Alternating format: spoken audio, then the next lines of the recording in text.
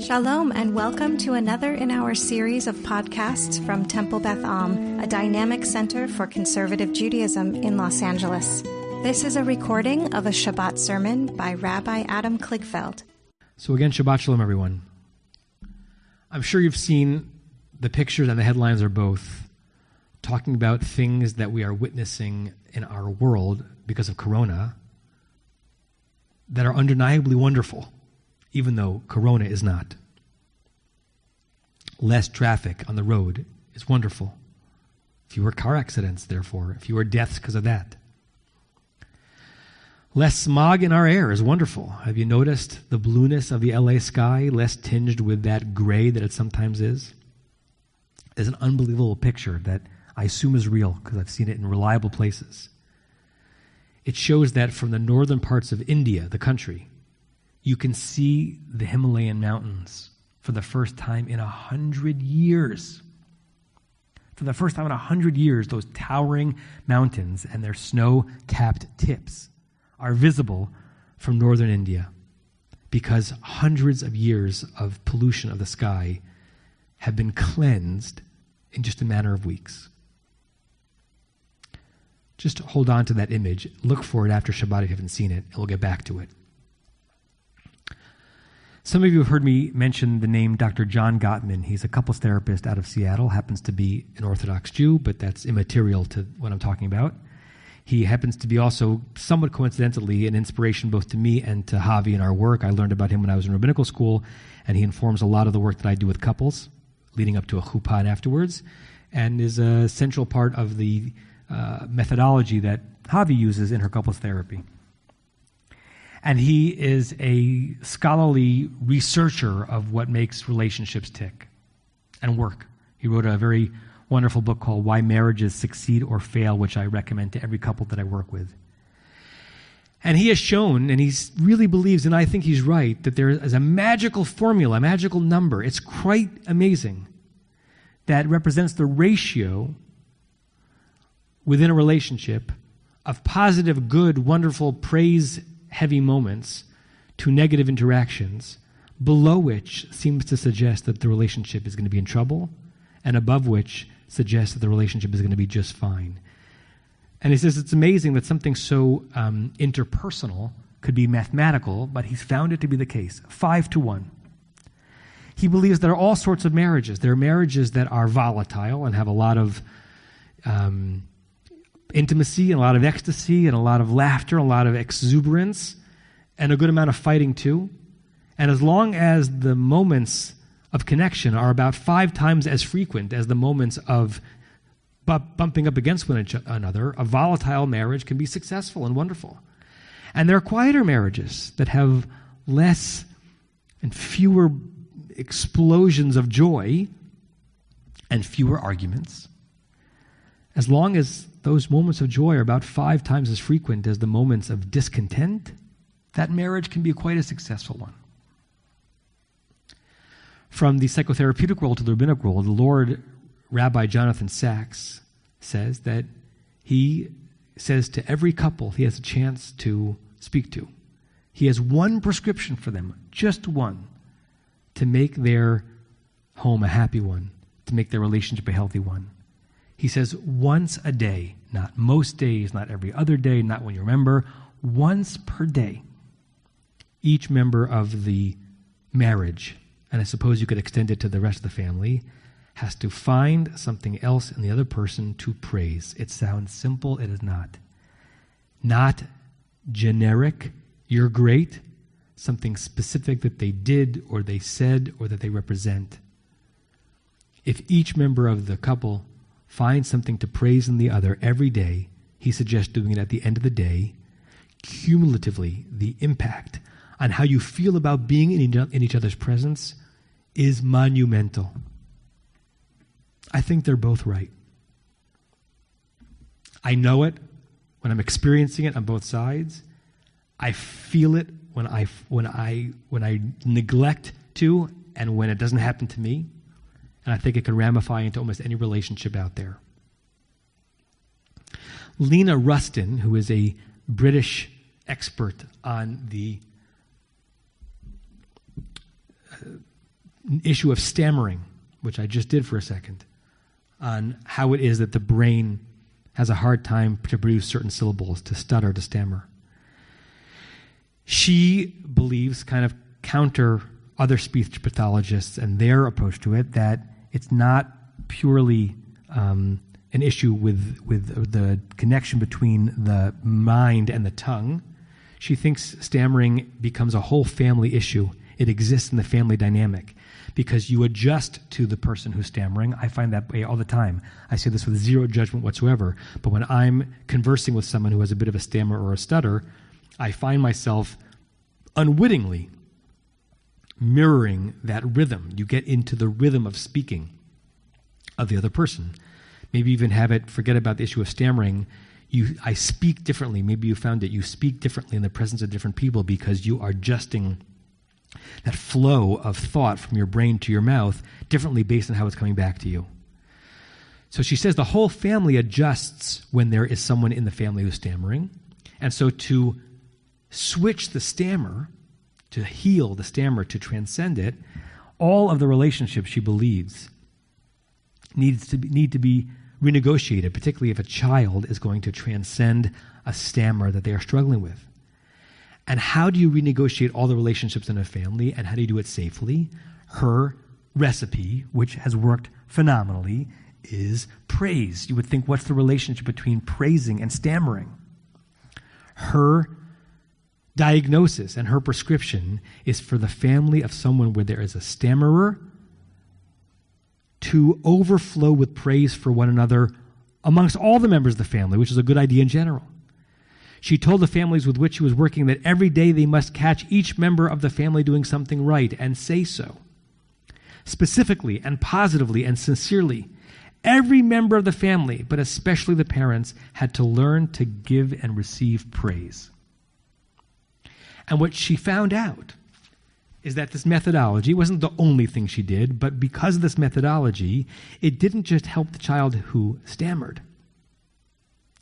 It saved marriages because it introduced into the discourse of the family unit that the most important thing they can say to one another is not to correct them when they've done something wrong, or critique them when they unloaded the dishwasher the wrong way, or point out this pet peeve or why it was hard to share a home or a domicile with the other, but to praise the other people in the family for what they were doing right.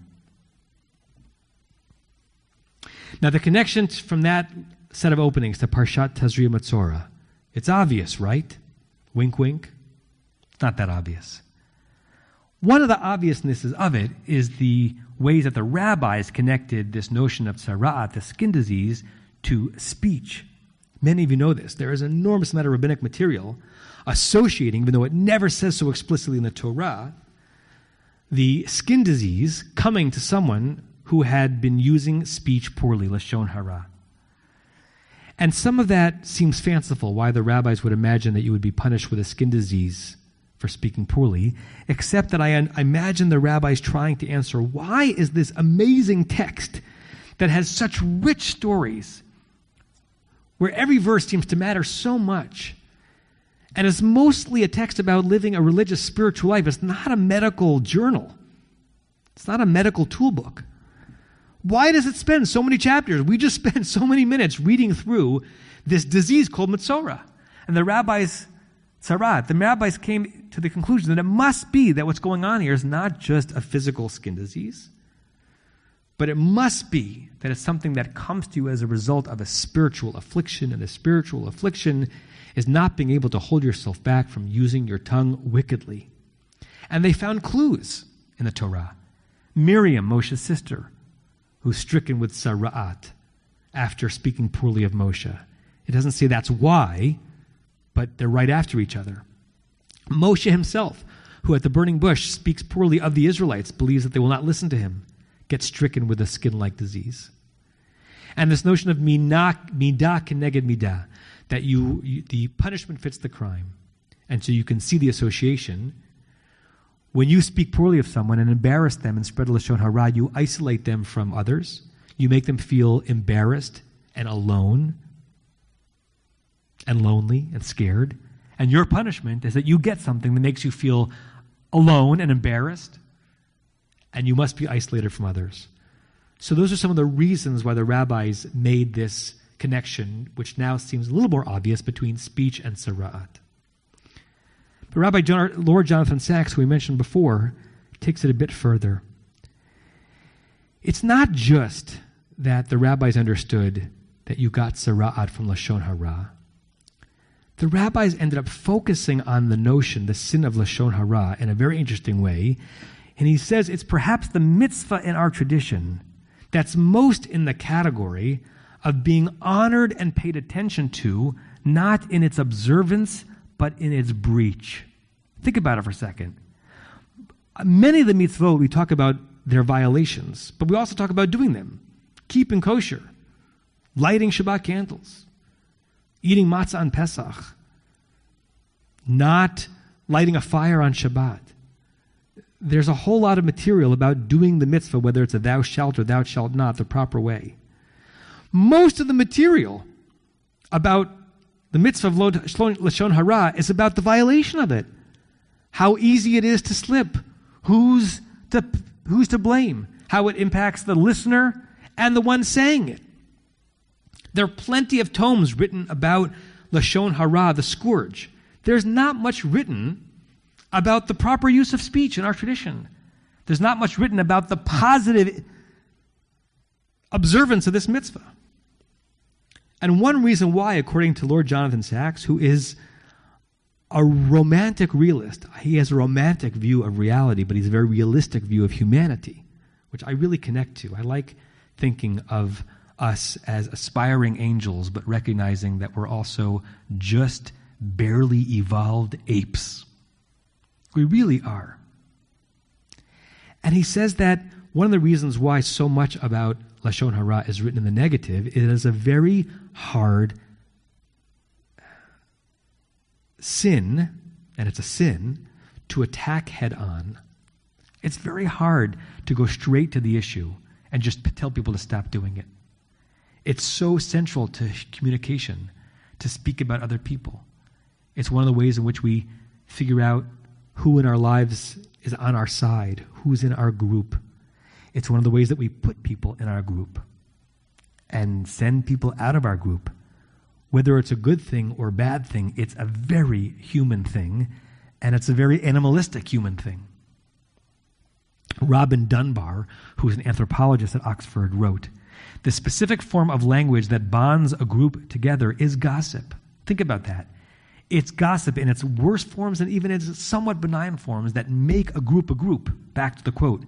Because this is the way the members of the group can learn whom to trust and who not to. So gossip is not one form of speech among others. According to Dunbar, it's the most primal of all uses of speech. It is why humans developed language in the first place. Think about that. One of the reasons why we can speak so specifically and evolved past grunts is not so that we could read books. That happened way after. Not so we could give speeches. That happened way after. So we could identify who's in and who's out, who's safe and who is dangerous. To talk about that tribe over there or that person in our tribe that could make lives hard for those in our group. If we look at it really honestly and really realistically, it explains, not that it's a good thing, but it explains why it's so ubiquitous in our society, why it's so ubiquitous on Facebook and Twitter, why so many jokes out there, particularly in the political sphere, are so biting, and why it's in synagogues. We talk about one another because it feels good in the moment. It helps draw circles around us that we like being a part of. And it dips into an animalistic urge to make others outside of the particular group we've created. And again, according to Rabbi Sacks, gossip creates community. And community, this is a quote, community is impossible without gossip. Whew, that's a hard one. I somehow believe that an aspect of that is true, even though I push against it because I see the extent to which Lashon Hara in communities, and including ours, tears people away. makes people feel disconnected from one another and from the synagogue itself. No matter how much the rabbi pounds the bima on this issue, and here I am, I'm pounding the bima on this. Rabbi Sachs is telling us that no matter how much a rabbi pounds the bima, it will continue on some level. Now, I want to bring this back to how I began. During these weeks of the COVID phenomenon, and they're continuing, we have lost a lot. That is undeniable. I've lost you in this room. We've lost financial security. You've lost jobs. We've lost lives. But we have gained a lot too, and it's okay to name what has been gained. Not that we're saying the cost is worth it, but there is still has been some gain. And at least the in-person version of Lashon Hara that would be happening in these pews if you were here, that is happening at minyanim around the country in person, that happen at kiddushes, at least the in-person Lashon Hara in this community has quieted down to almost a whisper. It's just not happening. It might be happening in individual conversations and emails you're happening to one another, speaking about this person or that person, about me, another rabbi, another member of the staff, another member of the community. You're all human after all. It's not infecting our community the way it sometimes does, and sometimes it infects our community. And is the lack of that Lashon Hara in our community weakening us? As Rabbi Sachs says, is the Lashon Hara, is the gossip so needed to sustain us?